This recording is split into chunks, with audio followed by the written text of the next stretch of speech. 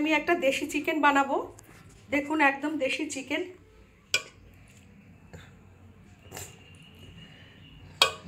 এই দেশি চিকেনের রেসিপিটা আজকে বানাবো। প্রথমে আমি এই চিকেনটাকে ভালো করে ধুয়ে নিয়েছি। এই দেখুন ভালো করে ধুয়ে জল ঝরিয়ে নিয়েছি। এবার এর মধ্যে টক দই দিয়ে দেবো। টক দই দিয়ে চিকেনটাকে ভালো করে মেখে নেব।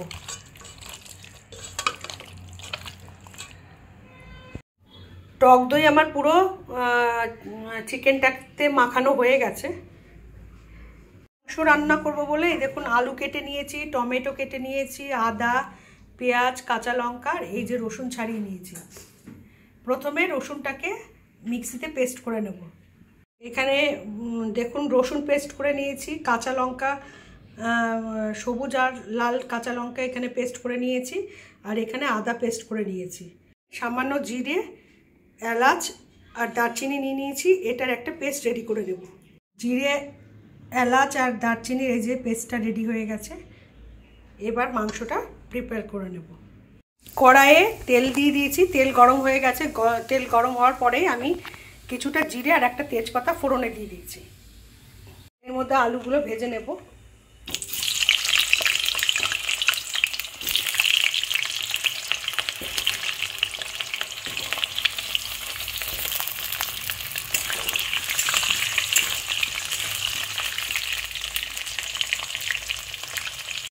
এর মধ্যে আলুগুলো দিয়ে দিয়েছি তেলের মধ্যে। এবার আলুগুলোকে প্রথমে একটু লাল লাল করে ভেজে নেব। আলুগুলোকে আমি একটুখানি ভেজে তুলে নিয়েছি। পরে সেই তেলে আমি পেঁয়াজ ফোড়ন দিয়ে দিচ্ছি। পেঁয়াজটাকে আগে প্রথমে দিয়ে দিলাম, আর দিয়ে দেব রসুন বাটা। রসুনটা এই তেলের মধ্যে দিলে মানে সেন্টটা খুব ভালো হয়, আর খেতেও ভালো লাগে, সুস্বাদুও হয় রান্নাটা। আমি মাংসতে প্রথমে মানে পেঁয়াজের থেকে রসুনটা একটু বেশি দিই, আর রসুনটাকে এরকম তেলের মধ্যে একটু ভেজে নিই।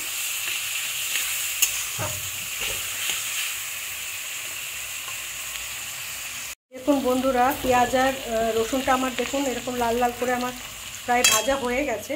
এবার এর মধ্যে আমি চিকেনটা দিয়ে দেবো। ওই যে দই দিয়ে ম্যারিনেট করে রেখেছিলাম চিকেনটা, সেই চিকেনটা দিয়ে দেবো। এখানে আমি দেশি চিকেন নিয়েছি, দেশি মুরগির মাংস এটা রান্না করছি।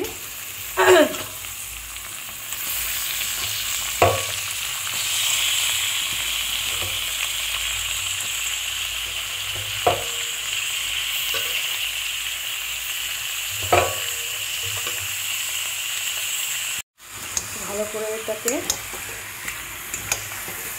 কষিয়ে নিচ্ছি।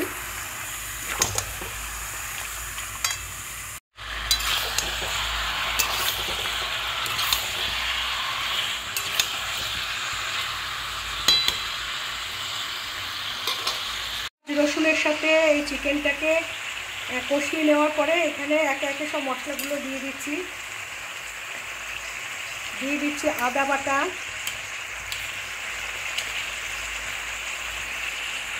দিয়ে দিচ্ছি লঙ্কা বাটা।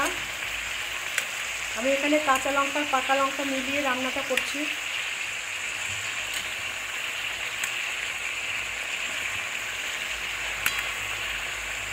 আর দিয়ে দেবো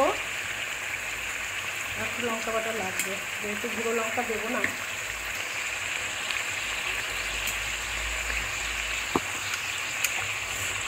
আর দিয়ে দেবো জিরে, এলাচ আর দারচিনি বাটাটা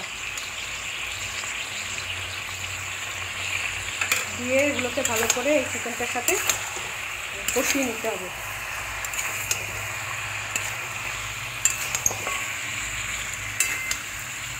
জিরে বাটা, লঙ্কা বাটা আর আদা বাটা দিয়ে কষিয়ে নেওয়ার পরে এখানে গুঁড়ো মশলাগুলো সব দিয়ে দেবো। হলুদ গুঁড়ো,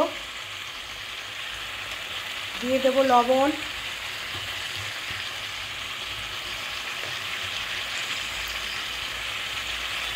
আমি সব মশলা মাখিয়ে রান্না করছি না চিকেনটা, অন্য আরেকদিন সব মশলা মাখিয়ে রান্নাটা দেখাবো।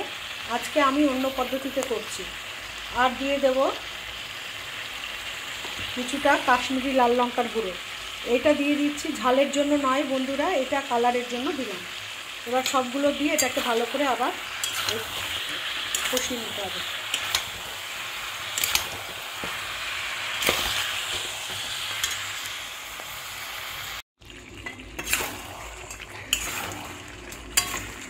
দিয়ে দেবো একটা ছোট টমেটো, যেহেতু টক দই দিয়ে দিয়েছি সেই জন্য টমেটোটা একটু কম দেবো। দিয়ে আবার এটাকে ভালো করে কষিয়ে নিতে হবে। দেখুন বন্ধুরা, চিকেন কষাতে কষাতে চিকেনের থেকে তেল রিলিজ করে দিয়েছে। এই দেখুন, যত কষানো যায় চিকেনের স্বাদ তত ভালো হয়।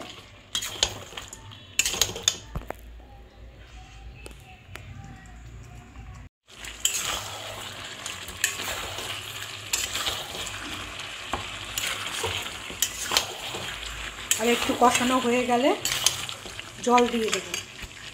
আমি এখানে একটু সামান্য চিনি দেবো, একটু স্বাদটা ব্যালেন্স করার জন্য। যেহেতু দই আর টমেটো দিয়েছি, ওর তো টক ভাব আছে, এই টক ভাবটাকে কাটানোর জন্য একটু সামান্য চিনি দেবো, তাহলে স্বাদটা ব্যালেন্স হয়ে যাবে। ভালো করে আবার একটু কষিয়ে নেব। নেওয়ার পরে দেখুন বন্ধুরা, আমার এমনি মাংস থেকে তেল ছেড়ে দিয়েছে। আর একটু কষানো হয়ে গেলে আমি এর মধ্যে জল দিই। আমার কষানো প্রায় হয়ে গেছে বন্ধুরা, দেখুন। এবার এর মধ্যে গরম জল দিয়ে দেবো। আর এইখানে দেখুন গরম জল হয়ে গেছে, এই জলটা আমি এবার মাংসের মধ্যে দিয়ে দেবো।